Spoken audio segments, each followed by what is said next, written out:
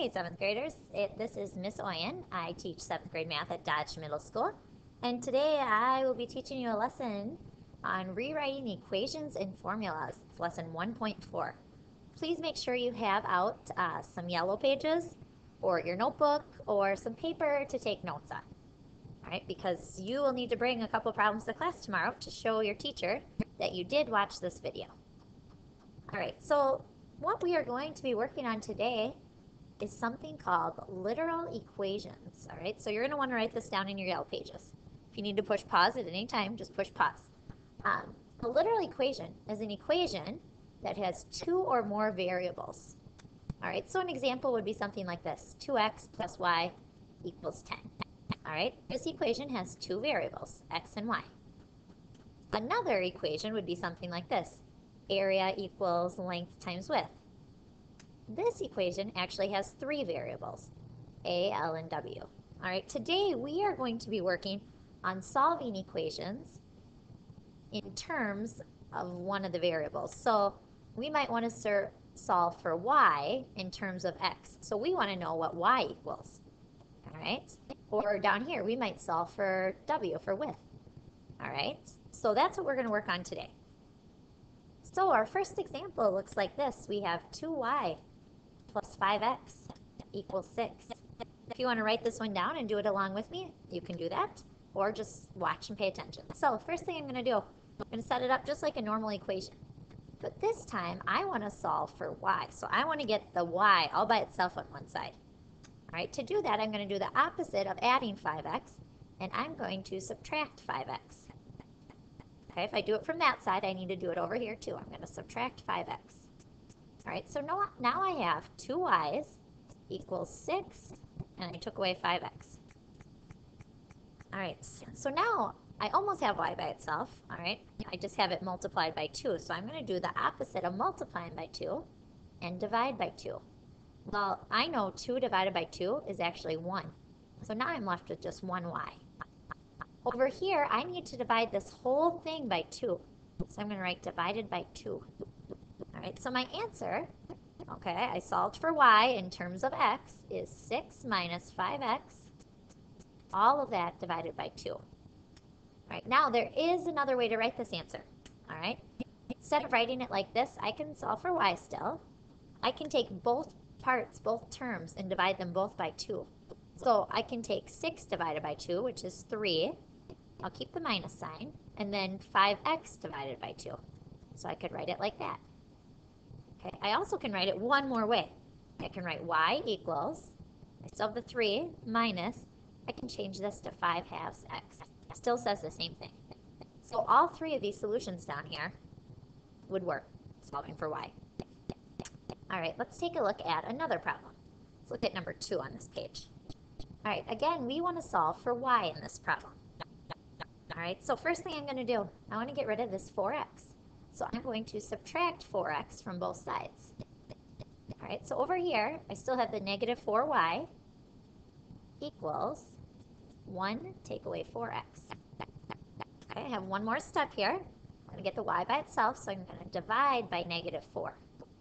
Because I know negative 4 divided by negative 4 is positive 1. So I just have one y. All right, over here, I need to divide everything by negative 4. All right, so one of my solutions, so I can write y equals 1 minus 4x divided by negative 4. That is one solution. Now, like I said before, you could also divide each of these two terms by negative 4. So if I do that, okay, 1 divided by negative 4, I can write that as 1/4. It still says 1 divided by 4, and I'm just going to put the negative sign out front. Still works. All right, now here, it's like I have negative 4x divided by negative 4. Well, negative 4 divided by negative 4 is actually positive 1x.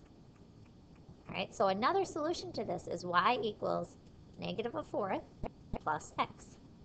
All right, so you can write it either of these two ways. They both would be correct. All right, let's take a look at 3 more problems. This time I'm not solving for y, I'm solving for a different variable. All right, so our first one, I want to solve for m. All right, I want to get m by itself. Well, right now I'm multiplying by c squared, so I'm going to divide by c squared. If I do that to this side, I need to do it to this side. All right, so my solution is m equals solving for m, e divided by c squared. All right, I want you to pause the video right now and please try problems 2 and 3. They should take you a couple minutes. When you're done trying them, please push play and you can check your answers. All right, you should have tried these two problems, so let's take a look at the first one.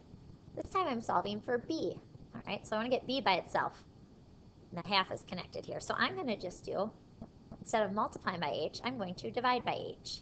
That side cancels. Over here, I'm going to divide by h. So now I have a half b equals a divided by h. All right, now right here, I'm multiplying by a half. So I could divide by a half. Another way to get rid of this half is to multiply by the reciprocal. So I'm going to multiply by 2 over 1. That simplifies to 1. So now I have b equals, over here I can multiply by 2, or 2 over 1. So I end up with 2a over h, or I could write that as b equals just 2 times a divided by h. Either way would be correct. All right, let's look at number 3. I'm going to write it up here. So we have y equals mx plus b. All right, so I want to solve for m this time. Okay, so first thing I'm going to get rid of is the b, so I'm going to subtract a b from both sides. So now I have y minus b over here equals mx. Okay, my next step, I want to solve for m, so I'm going to divide by x. That cancels. So over here, I'm going to divide the whole thing by x. So I have m equals y minus b divided by x. This is one way you can write it. Okay, like I said before, you can also rewrite it so that you divide both terms by x. So I can take y divided by x, write it that way, keep the subtraction sign, minus b divided by x equals m. That's another way you could write the same problem. All right, these would both be solutions. All right, the next one we're going to try has to deal with the surface area of a cone. All right, so surface area, that's the area on the outside of the 3D shape. So here's the formula. We have s equals, I have pi times the radius squared plus pi times the radius times the slant height. That's what this letter stands for, slant height. All right, so we want to solve for the slant height. We don't want to solve for that L. That's what it looks like there. All right, so I'm going to save this till the end. So first thing I want to get rid of is this pi r squared. So I'm going to subtract pi r squared over here. So over here I'm going to write s minus pi r squared equals pi r slant height. All right, so now I want to get slant height by itself. Well, right now I'm just multiplying by pi and r, so I'm going to divide by pi and r. Those are going to cancel, right? They simplify to 1. So over here I'm going to divide everything by pi times r. All right, so my solution, slant height equals s minus pi r squared divided by pi times the radius. Here's my solution. All right, so we're going to look at one more. I'm just going to kind of walk through the steps of this one. All right, it has to deal with temperature, rewriting the temperature formula. All right, so we're going to try to solve for F, which stands for Fahrenheit. All right, so here's the formula I have. I know that Celsius is equal to 5/9 times F take away 32. That's Fahrenheit, okay? So I want to solve for F. So the first thing I want to get rid of is this 5/9. Okay, to do that, I can multiply by the reciprocal. Multiply by 9/5, so I show that down here. All right, well, these 9/5, they simplify to 1. Okay, over here, I'm going to multiply by 9/5 as well. Okay, so now I'm going to rewrite it. I have 9/5 times c equals f, take away the 32. I just brought that down.